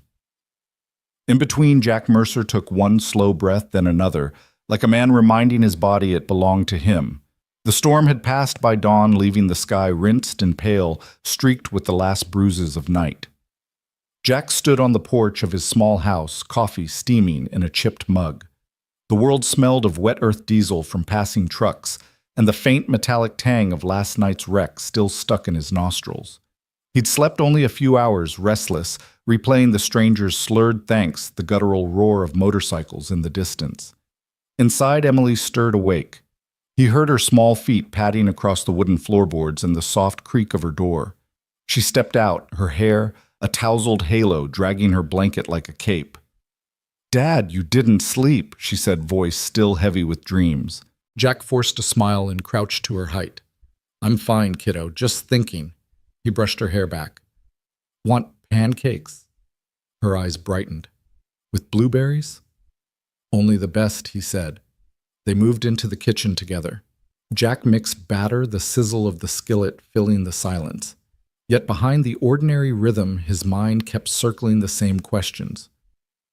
Who was that man he'd dragged from the flames? Why had the shadows of bikers lingered silent and watchful just far enough not to be seen? When he dropped Emily off at school later, the playground already humming with laughter. Jack noticed something unusual. Parked across the street was a black Harley-Davidson Chrome glinting in the morning sun. Its rider leaned against a lamppost, heavy jacket studded, arms crossed. He didn't move when Jack's truck pulled away, but Jack's gut tightened. All day at the garage, his nerves hummed like a taut wire. Each time the shop door opened, he half expected leather vests and heavy boots to step through. His coworker, a young mechanic named Luis, noticed. "You good boss?" Luis asked while wiping grease from his hands. "Yeah," Jack said too quickly. "Just tired." But by late afternoon, his unease had grown. When he walked Emily out of the school gates, the Harley was gone. For a moment, he let himself breathe easier. He held her hand tighter on the way to the truck. That night, just as they finished dinner, the rumble returned. It was unmistakable, low-throaty, like thunder rolling over asphalt. Emily's fork froze halfway to her mouth. Jack's eyes met hers. Then came the sound of tires on gravel stopping right outside their house. Jack's body went rigid. He rose slowly, telling Emily in a calm but firm voice, "Stay here. Don't move, okay?" She nodded wide-eyed. When he opened the door, the night air was cool, carrying the acrid smell of exhaust. 3 motorcycles sat at the end of the driveway, their engines idling. On them, 3 men faces shadowed under bandanas and helmets. The one in front killed his engine. The others followed. Silence fell heavy, broken only by the tick of cooling metal. The leader swung a leg over his bike boots, crunching gravel. He pulled off his helmet, revealing weathered skin, a gray beard streaked through like smoke, and eyes hard as flint. "You Jack Carter?" the man asked, voice gravelly. Jack's heart hammered, but he kept his stance firm. "Who's asking?" The man smirked. "Name's Mason. Last night you pulled my brother out of a wreck. You probably don't know who we are." He paused, letting the weight of his words settle. "We ride with the Hells Angels." Jack felt a chill ripple down his spine. Every cautionary story he'd heard about the club flashed in his mind, violence, loyalty debts repaid in blood. He clenched his fists at his sides. "I just did what anyone would," Jack said evenly. "Didn't matter who he was." Mason's smirk widened into something unreadable. He stepped closer, boots echoing on the driveway. Jack didn't move. From inside, he could feel Emily's eyes watching through the curtain. "You've got guts," Mason said finally. "Most folks wouldn't have touched him. You saved him. That makes you part of our story now." The words hung ominously in the night. Jack's chest tightened. He glanced at the bikes, then back to Mason. "I didn't ask to be part of anything." Mason's stare sharpened, then softened just enough to make it stranger. "Maybe not. But life doesn't ask. It drags you in." He pulled something from his jacket pocket, a patch red and white frayed at the edges. He held it out. Jack didn't take it. "This," Mason said, "is a token of respect. You wear it. People know you did right by us. You refuse it well." He let the sentence trail off, a threat woven into the silence. Behind them, one of the other bikers chuckled darkly. Jack's jaw set. Inside, Emily's shadow flickered on the curtain. His every instinct screamed to keep her safe. He met Mason's eyes and said in a low, steady voice, "Respect isn't forced, and I don't want trouble near my daughter." Mason tilted his head, studying him. Then surprisingly, he laughed, deep rasping like gravel under tires. "Fair enough," he said. He tucked the patch back into his pocket. "But you should know Carter Trouble has a way of finding good men." He turned back toward his bike, the others following. Engines roared to life again, vibrating the ground beneath Jack's feet. As they rode off into the night, taillights glowing like embers fading into the dark, Jack stood rooted to the spot, chest heaving. When he stepped back inside, Emily was waiting, pale and silent. "Dad, who were they?" Jack knelt, wrapping his arms around her. "Just people I helped. That's all you need to know for now." But as he held her staring into the dark beyond his window, he knew it wasn't over. Their visit had been a warning, a mark. And whether he wanted it or not, his life and Emily's was now entangled with the Angels. The night after the Angels' visit stretched on like an endless road. Jack barely slept lying awake with the memory of Mason's gravelly laugh echoing in his ears. Every time headlights swept across the window, his body tensed, expecting the roar of engines to follow. By dawn, the exhaustion had sunk into his bones, but he moved quietly around the kitchen fixing coffee while Emily slept. When she patted in, rubbing her eyes, Jack forced a smile. "Morning, kiddo." "Oatmeal or eggs?" She climbed onto a chair, hugging her knees. "Did those men come back?" Jack paused, the spoon frozen in his hand. "No," he said softly. "And they won't. You don't need to worry." But inside, he wasn't so sure. He knew enough about men like Mason. Once you were on their radar, you didn't just disappear. At the garage, the day passed in fits of normalcy. Cars rolled in, Luis cracked jokes, and country music played faintly from the old radio. Yet every time the bell above the shop door jingled, Jack's stomach clenched. Late afternoon, while changing the oil on an old Ford, he heard it, the same low thunder rolling nearer. He peeked out. Two bikes pulled up, their riders cutting engines in unison. Leather jackets bore the unmistakable red and white patches, Hell's Angels. Luis whistled low. Jack, you know them." Jack wiped his hands on a rag, heart thumping. "Stay inside, Luis. I'll handle this." He stepped out, squinting against the sun. The riders didn't remove their helmets, but one of them held out a folded envelope. From Mason, the taller one said, voice muffled by the visor. Jack took it cautiously, the paper rough beneath his fingers. "What is this?" The rider tilted his head. "A message." "Read it. You'll understand." Then without another word, they kicked their bikes alive and roared away, leaving only the smell of gas and dust behind. Jack unfolded the envelope. Inside was a single sheet of paper, handwritten in bold, jagged script. "You saved blood. That makes you family. Meet us tomorrow night at the old mill on Route 6. Refuse and you'll regret it." His gut twisted. This wasn't a choice, it was a summons. That evening, Emily sat at the kitchen table doing her homework while Jack read and reread the letter. His hand shook slightly. He didn't want her near this. He didn't want any of it near her. Emily looked up. "Dad?" "You're staring." Jack quickly folded the paper and shoved it into his pocket. "Just thinking about work." But she studied him with those sharp, knowing eyes. "You're lying." The honesty in her voice cut him. He crouched beside her, resting a hand on her shoulder. Sometimes grown-ups have problems they don't want kids to worry about. But I promise I'll keep you safe." She nodded slowly, though fear lingered in her gaze. The next night, the sky bruised into dusk as Jack drove out to Route 6.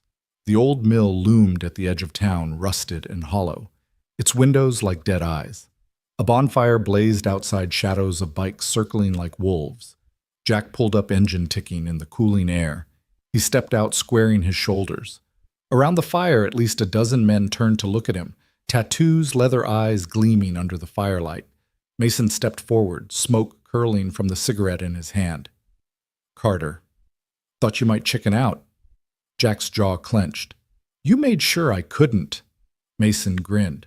"Fair enough, but we're glad you came. Sit, drink. Tonight's about respect." He motioned to a crate of beer nearby. Jack didn't move. "Why am I here?" The laughter from the group was low rolling.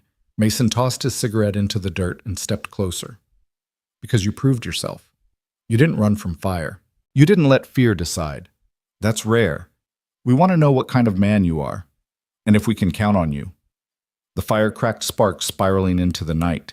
Jack felt their stares pressing against him like the weight of 100 unspoken threats. "I'm just a mechanic," he said firmly. "A dad. That's all I've got." Mason's smile widened, but his eyes hardened. "Then you've got more to lose than most, which means you'll understand this." He snapped his fingers, and one of the men pulled a battered leather vest from a duffel bag, tossing it onto the dirt between them. The Angel's insignia was stitched on the back, blood red and stark. "Put it on," Mason said, "or walk away and watch your life burn." The silence that followed was suffocating. Jack's heart pounded, his mind flashing to Emily asleep in her bed, to the way her hand fit into his when they crossed the street. He stared at the vest, then back at Mason. "I won't wear it," he said, voice low but steady. "You don't own me." For a moment no one moved. Then the laughter came again, colder this time. Mason leaned close, his breath reeking of smoke and whiskey. "You've got fire in you, Carter. I like that, but fire burns hottest before it dies." The men around the fire shifted boots, crunching gravel, hands tightening on bottles and chains. Jack's muscles tensed, every nerve screaming to fight or run. And in that razor-thin moment, Jack realized the truth. Whatever this was, it wasn't about respect. It was about power. And now they would test just how far they could push him. The fire hissed and popped, sending embers into the black sky like tiny sparks of warning. Jack stood, stiff fists clenched at his sides, the angels circling as though waiting for Mason's command. The leather vest still lay in the dirt between them, heavy with unspoken meaning. Mason's voice cut through the crackle of flames. "You don't get it, Carter. When we say family, we mean it. We don't offer it to just anyone. You saved blood, and that debt binds you. Walk away from that." He smirked, exhaling smoke in Jack's face. "And you spit on us." Jack didn't flinch. His eyes stayed steady, like weathered steel. "I don't owe you my soul. I did what any decent man would have done." One of the bikers laughed, cruel and sharp. "Decent men don't last long around here." The laughter rippled through the group. A few stepped closer, boots grinding gravel. Jack could feel their heat, the weight of menace pressing against him. But he also felt something else, a calm resolve settling in. He'd faced darker nights, lonelier battles, and always with Emily's safety guiding him. He wasn't about to kneel now. Mason raised a hand and the men froze mid-step. "Easy, boys. Let him speak." He studied Jack for a long, silent moment. "Tell me then, Carter, what's so damn important that you'd rather make enemies than brothers?" Jack's jaw worked, and he let the silence stretch before answering. "My daughter." His voice cut through the smoky air like a blade. "Everything I do is for her. I won't risk her world getting tied to yours." A hush fell. Even the men who'd laughed shifted uneasily, glancing at Mason.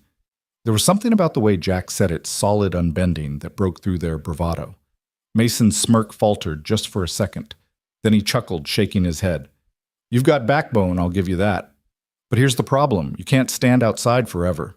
Once the road finds you, it never lets go." Jack straightened. "Then let it try." The bonfire snapped, and for a moment it seemed like Mason might unleash his men. But instead he flicked his cigarette into the dirt and barked a laugh. "You know what, Carter? You remind me of someone I used to ride with, a stubborn fool who thought he could outrun fate. He didn't. But maybe you've got something different." He turned, motioning to his men. "Leave him." Confusion flickered across their faces. Boss One muttered. "Leave him?" Mason repeated. "For now." The bikers backed off reluctantly, muttering under their breath. Jack's pulse was still racing, but he didn't move until Mason stepped close once more. His voice dropped to a near whisper. "You're walking on a razor, Carter. You don't want the vest, fine.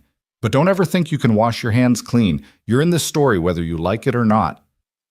With that, Mason turned, straddling his bike. Engines roared to life around him, the thunder of exhaust shaking the ground. They peeled off into the night, leaving the Milliard empty save for the dying fire, and the vest abandoned in the dirt.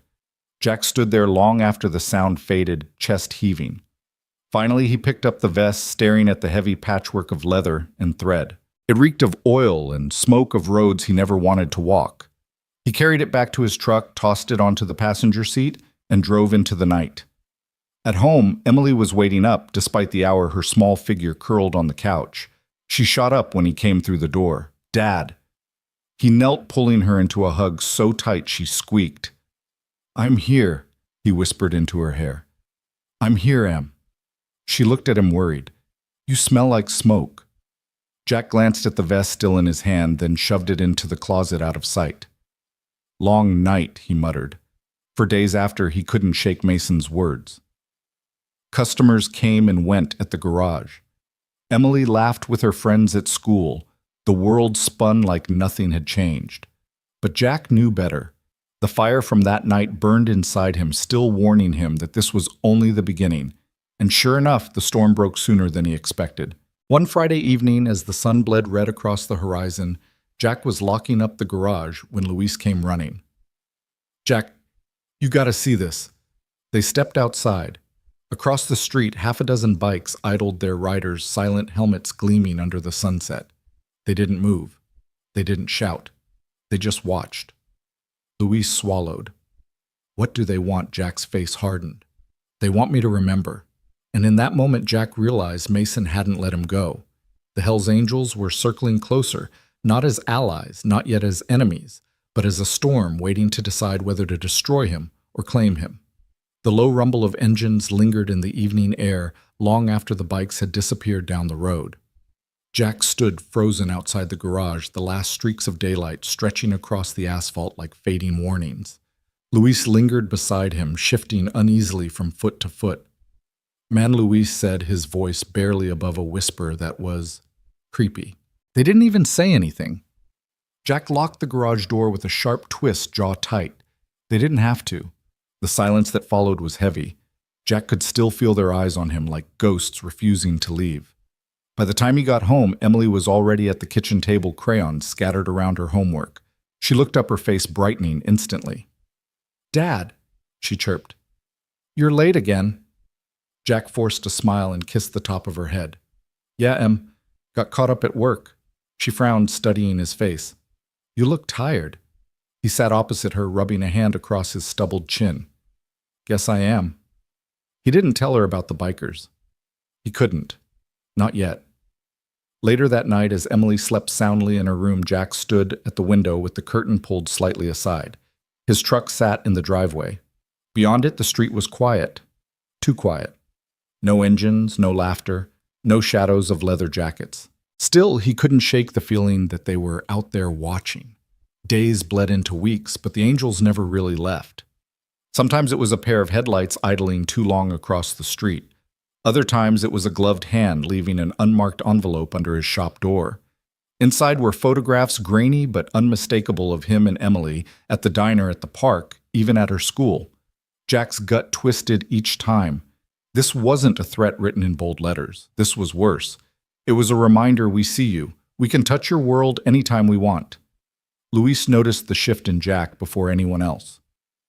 One slow Tuesday afternoon, as the two of them changed out an old Ford's brake pads, Luis wiped his hands on a rag and studied him. "You're a different man. You keep looking over your shoulder. What's going on?" Jack slammed the hood shut harder than he meant to.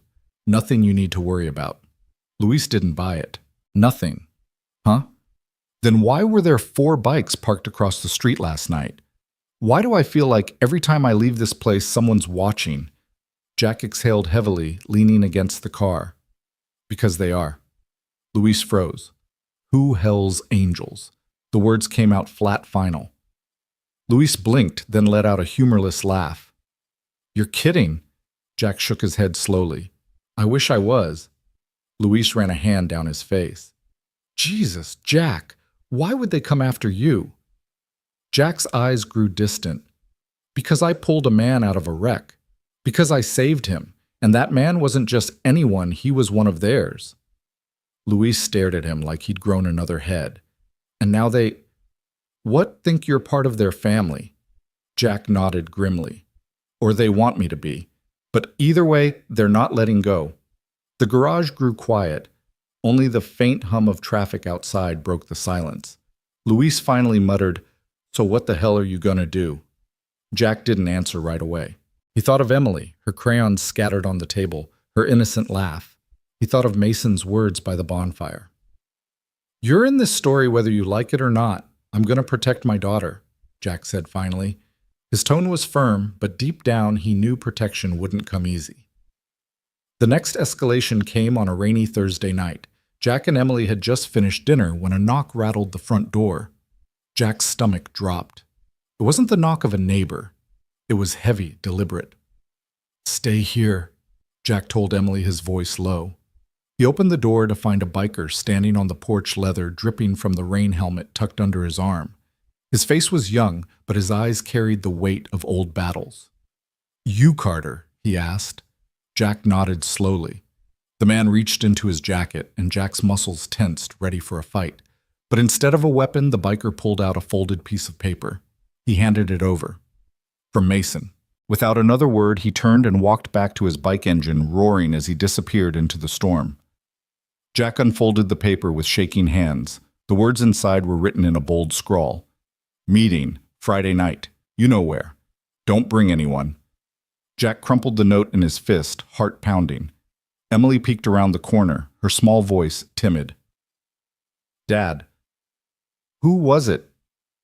Jack forced a smile, hiding the paper behind his back. Just someone lost in the rain, sweetheart. Nothing to worry about. But inside he knew it was a lie. He wasn't just being invited anymore. He was being summoned. The rain came down harder the following night, slashing against the windshield as Jack drove toward the meeting spot. The wipers beat a frantic rhythm, but his heart thudded faster still. He hadn't told Luis where he was going. He hadn't dared. Emily was safe at home with their elderly neighbor, Mrs. Conway, but he hated leaving her behind. Every mile he drove felt like a gamble, a bet against fate he couldn't afford to lose. The paper had said, "You know where." And Jack did.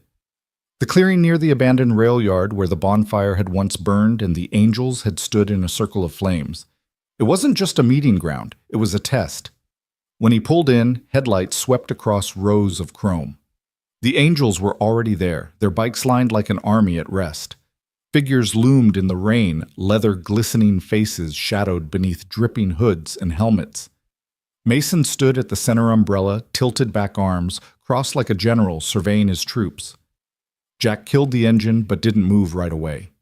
His hands gripped the steering wheel so tight the leather groaned. Then he exhaled, shoved the door open, and stepped out into the storm. Carter Mason greeted his voice carrying even through the rain. Right on time. Jack walked toward him, rain soaking through his jacket in seconds. You summoned me, he said flatly. Mason smirked. We invited you before. This time was less polite. Consider it progress. Around them, the bikers chuckled low. Jack felt every eye burn into him. He swallowed hard. What do you want? Mason's grin widened. What do we always want? Loyalty, brotherhood, and men who prove they're worth standing next to. I'm not one of you, Jack shot back. I never asked to be. Mason's gaze sharpened. You pulled Tommy out of that wreck when no one else would. You dragged him from the jaws of fire and stayed until the ambulance came. That wasn't just luck, Carter. That was courage. And courage like that we don't ignore. Jack's jaw clenched. I did it because he was human, not because of the patch on his back. The crowd murmured restless, but Mason raised a hand to quiet them. And that's what makes you different. You did it without expecting anything in return. But we don't let debts hang in the air. Mason stepped closer, so close Jack could smell the mix of rain smoke and gasoline clinging to his jacket. You saved one of ours. Now whether you like it or not, you've got family. Jack shook his head. Family, I have a daughter. She's all the family I need. The murmur turned into growls, the crowd shifting.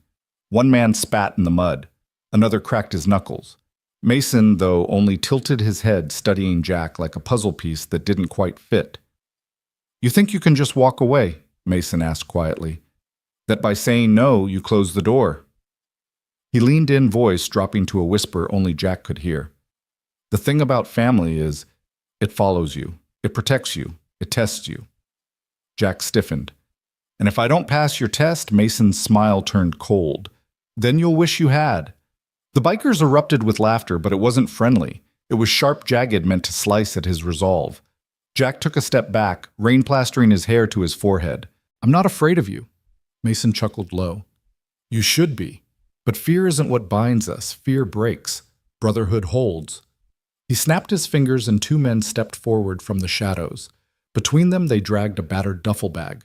With a grunt, they dropped it at Jack's feet. It landed with a wet thud, mud splattering across his boots. Open it, Mason ordered. Jack hesitated, then crouched down. The zipper rasped, and inside he saw stacks of cash, more money than he'd seen in years. His stomach turned. What is this? Mason spread his arms. A gift, a gesture. Call it appreciation. Jack slammed the bag shut. I don't want your money. The laughter stopped. The silence that followed was deafening, broken only by the hiss of the rain. Mason's expression darkened. You think this is about choice? He asked softly. You already made your choice when you pulled Tommy from that wreck. You're tied to us now. The money. That's not payment. That's a symbol. You take it, you're in. You refuse. He trailed off, but the weight of the unspoken threat pressed harder than the storm itself. Jack stood, fists clenched. I don't need your money, and I sure as hell don't need your brotherhood. Mason studied him for a long moment, then slowly smiled. Good. I was hoping you'd say that, because now we'll see what you're really made of. He snapped his fingers again. The circle of bikers closed in around Jack Boots, crunching in the mud engines, revving in the distance like a war drum. Jack's pulse hammered in his ears, but he stood his ground. He thought of Emily's face, her laughter, her crayons scattered across the table.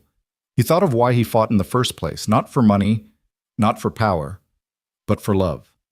Mason leaned close, his words slicing through the rain. You don't walk away from us, Carter. You either stand with us, or you're crushed under us. The bikers closed the circle tighter, and Jack knew this night wasn't just a meeting. It was the beginning of something far more dangerous. They closed the circle until Jack could feel the heat of their bodies and the gasoline breath of their engines. Rain stitched the dark and silver lines beating on leather running down Jack Mercer's neck beneath his collar. He kept his feet planted in the sucking mud and set his jaw the way he had the day Emily was born, like a hinge that wouldn't give. Mason stood 3 feet away, the bonfire casting his grin in orange and shadow. Last chance, he said over the hiss and drum of the weather. Put on the vest or learn how fast a small life burns. The men laughed low, the sound of a bar door slamming behind a bad idea. A chain slid through one man's fist with the whisper of a threat that didn't need explaining. Jack's pulse thudded in his ears. He thought of Emily's handwriting on the refrigerator note about Saturday's art show, of the gap in her smile, where the front tooth used to be, of the way she squeezed his fingers twice at crosswalks, one for I'm here, one for I know. He took one breath, then another. I'm not wearing your colors, he said, voice level. And you don't touch my family. A new sound cut through the rain, a single engine coming in hot, but not loud. The circle twitched. Heads turned. The bike slid into the clearing like a punctuation mark, black and patient. The rider kicked down a boot, killed the engine, and pulled off his helmet slow. Even in the storm, the scar along his hairline looked like a thread from some old bad story. Reed Lawson Hawk took in the tableau with washed-out blue eyes that missed nothing. He didn't raise his voice. He didn't have to. Hold. The circle obeyed. Mason's grin soured. You're late. Hawk's gaze flicked once to him, then back to Jack. I'm right on time. Mason took a step forward, jaw cocked. We were finishing business. Looked like you were about to start a mistake, Hawk said, calm as a closed door. He moved into the circle without shouldering anyone aside, and somehow the circle made room. Water dripped off the peak of his helmet onto his vest, darkening the leather like the spreading of a thought. Hawk turned to Jack. Where's your girl? With the neighbor, Jack said. Mrs. Conway. She makes casseroles when she's worried.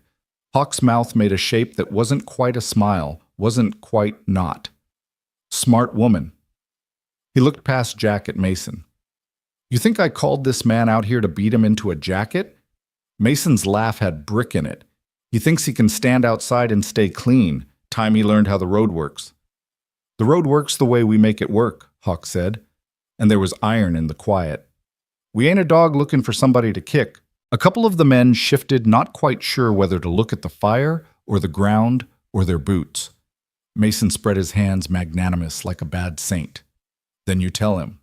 Because I did, and all I got was Sunday school answers. Hawk didn't look away from Jack. Ride! Jack's heart knocked once against his ribs like a hand on a locked door. Where? Someplace you'll understand more than this, Hawk said, tipping his chin toward the fire and the ring and the rain. You want to know what this is? He pointed at the duffel Mason had made him open, the cash glowering inside like a dare. It ain't that, Mason scoffed. What is it then, Lawson's story? Time. Proof, Hawk said. Get the hell off my clearing. The order wasn't barked. It was laid down like a plank. And still the men moved boots, scuffing shoulders, turning engines, coughing to life in surrender. Mason lingered a breath too long, his smile thin as a blade. This gonna be on you, he said to Hawk. When the bill comes due. It's already due, Hawk said without heat. You just didn't read the fine print. He swung a leg over the bike. Mercer behind me. Jack looked at the fire once more, at the vest heavy with rain, and threat lying like a dead thing in the mud. He left it where it was swung onto the Harley and grabbed the bar behind the seat. The engine vibrated into his bones, and then they were out of the clearing, the last of the circle's glow disappearing in the mirrors, the rain turning from needles to a fine mist as they ate up blacktop. They didn't ride fast. They rode in a steady thinking lope like a man telling a story to himself. Jack's breath found a rhythm with the engine. Pine and wet dirt and diesel and the faint tang of river water braided the air.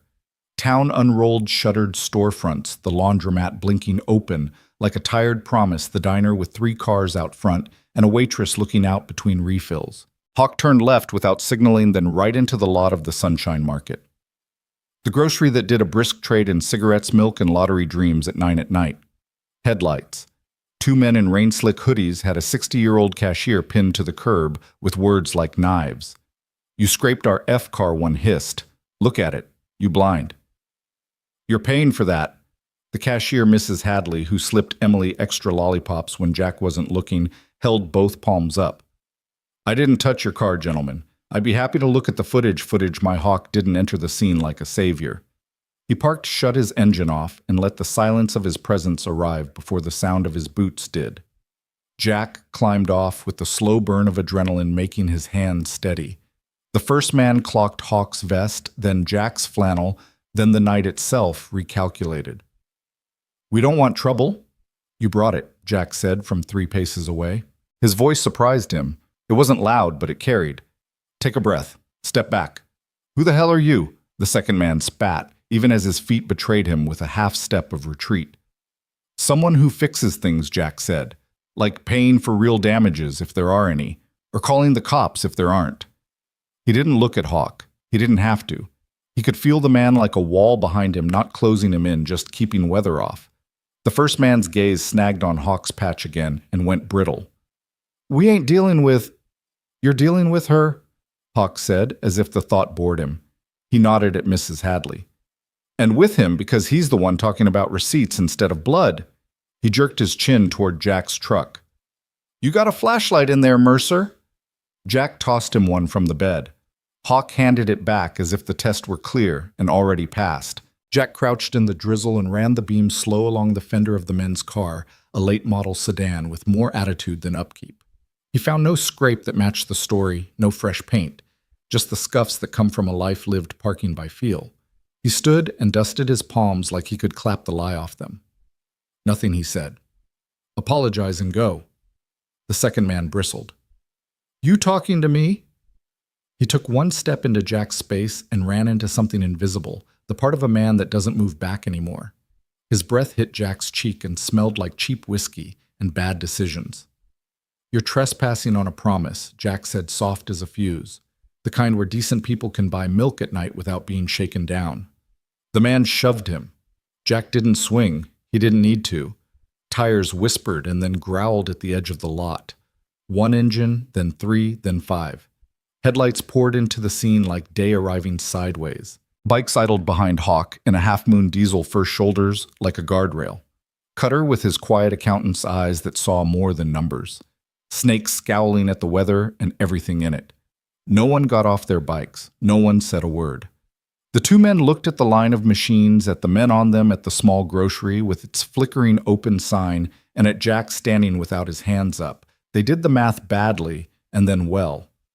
"We were just leaving," the first said. He took the other's sleeve without waiting for permission. "Come on, man." They went. No one followed. No one cheered. The lot exhaled. Mrs. Hadley's hands shook when she smoothed her apron. "I don't know who you are," she told Hawk.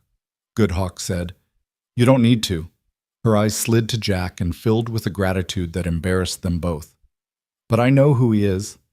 She reached behind the counter, came up with a brown paper sack already fat with grocery things. "This found its way to your porch last week," she said like a confession. "Sometimes the good goes in circles." Jack's throat pinched. He looked at Hawk, who looked at the rain, which looked back indifferent.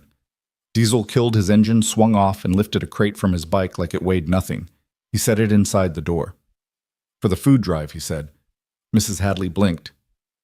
"I didn't—" "You did?" Diesel said and walked back into the weather. Snake rolled past Jack, slow as a thought. Next time he grunted, not quite looking at him, call before you get pushed. Jack touched the pocket where the small radio waited at home in a drawer. Didn't need to. Snake made a noise that might have been approval if you tilted your head and listened for it. Hawk turned to Jack. Rain softened to a fine, almost pleasant wet. The lot hummed with the low animal purr of idling Harleys and the fluorescent buzz of a sign that meant we keep this place lit. This is the circle, Hawk said like a simple answer to a long exam. Not the patch. Not the bonfire. This. Showing up because it matters. Jack looked at Mrs. Hadley's small hands tucking the sack's top closed with the concentration of someone tying a bow at a grave. He looked at the bikes, at the way their riders faced out, watching lines nobody else saw. He looked at his own hands and saw them both grease and blood, and found he didn't hate either as much as he had when the night began. What happens when Mason decides to make his point anyway? Jack asked, not because he didn't know, but because saying it changes the air. Hawk blew rain from his lip. He'll try. He nodded to the line of bikes backing into a V like they were spelling something with chrome. And we'll try harder. They rode. Not far. A loop through the side streets that needed reminding who lived here, then past the elementary school, where Emily drew dragons that apologized too much. The engine said nothing loud and still said everything. A porch light clicked on. A curtain fell back into place. A small boy in superhero pajamas stood at his front window and raised a fist to the night like a secret handshake you're allowed to keep. Hawk peeled off at the corner where the town turned into trees. Jack's truck waited where he'd left it, water ticking off its hood. Hawk killed the engine and sat a moment before swinging off. You don't owe me, he said. I know, Jack said. You don't owe him. Hawk added meaning. Mason, without saying it. I know that too, Jack said. But you owe her. Hawk tipped his chin toward a point in space where Emily's room would be if you drew a line across town. Always, Jack said. Then, this is simple, Hawk said, as if anything ever was. Call when it's not. Jack nodded. You gonna tell your boys to quit parking across my street like wolves? They're not wolves, Hawk said. They're dogs that used to have bad owners. Jack snorted despite himself. Teach 'em to sit. Working on it, Hawk said. The bikes rolled away into the soft rain, not a retreat, not a parade, just a going that would circle back when needed.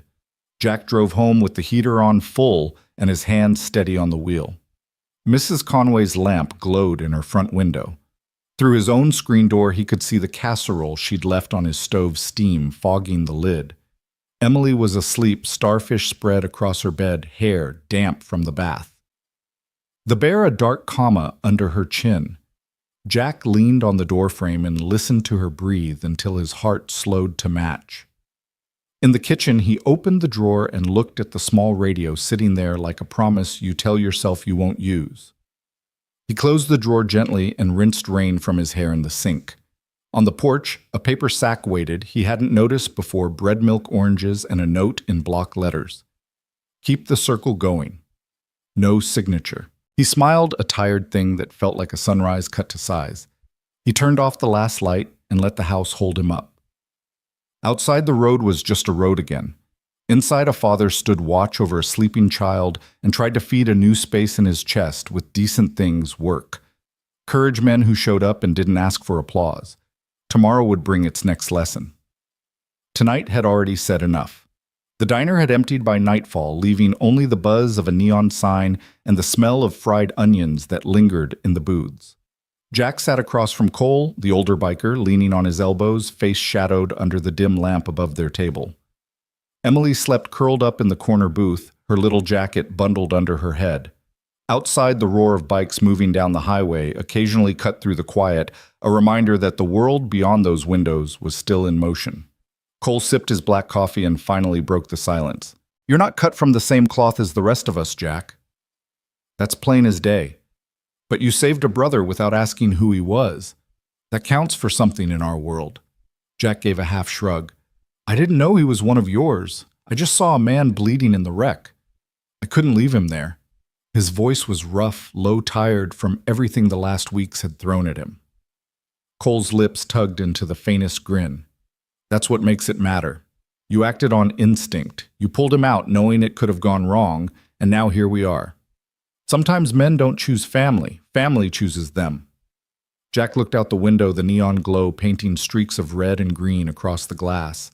He thought of Emily asleep just a few feet away, thought of how many nights he'd sat alone at their kitchen table wondering if anyone in the world really had his back. Family, huh? Jack muttered. Last time I tried believing in that, my wife walked out on me. My little girl's all I got. Cole leaned closer, lowering his voice. And you'll keep her safe. But don't mistake pride for strength. No man wins every fight alone. You want to keep her from the wolves out there, you'll need allies. You think being a single dad makes you weak, but to us it makes you dangerous. Because every choice you make, it ain't about you, it's about her. That kind of man doesn't break easy.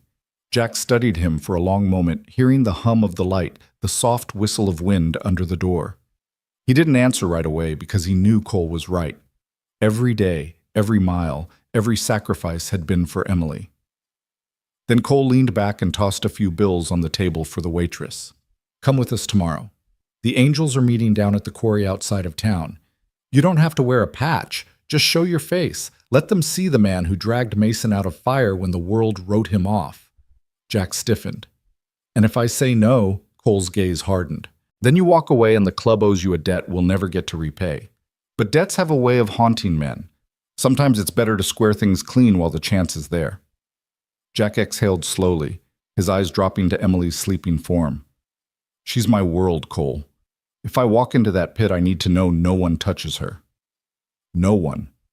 Cole's tone turned almost reverent. On my colors, Jack. No one lays a hand on your girl. She'll be safer under our roof than she's ever been. That's my word. The following day, Jack found himself standing at the lip of the quarry, red dust curling around his boots as dozens of bikes circled below their engines, echoing off the rock walls. The rumble was like a storm building underground, the kind that could break a man's will before the first word was spoken. Emily clung to his hand, wide-eyed at the sight. Men in leather vests and women with tattoos up their arms lined the edges, some lifting bottles, some glaring at the newcomer in their midst. It was a world Jack had only seen from the outside, and now he was in the middle of it with nowhere to run. Cole put a hand on his shoulder. Remember, don't speak unless spoken to. Stand tall.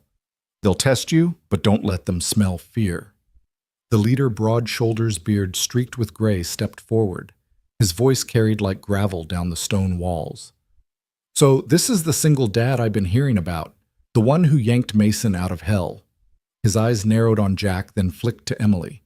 And this must be the girl you'd burn the world down for. Jack's jaw tightened, his grip firm around Emily's tiny hand.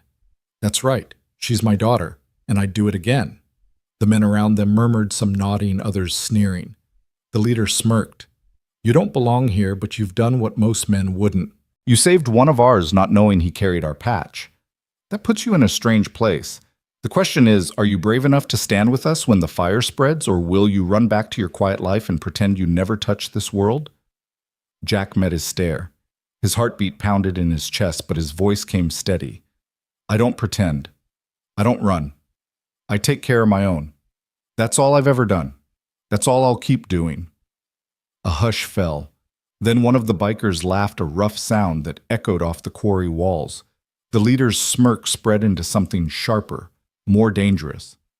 We'll see, Jack. We'll see if you're as unbreakable as you think. The engines roared louder, dust rising into the air like smoke from a battlefield. Jack pulled Emily a little closer, his eyes never leaving the leader's. For the first time, he felt the weight of what he had stepped into, not just a debt, not just a favor. This was the start of a war he hadn't chosen. And yet somewhere deep in his chest, he knew this was the moment his life had been pushing him toward all along. The quarry was alive with the thunder of engines, the kind of sound that didn't just rattle the air, but shook straight through bone.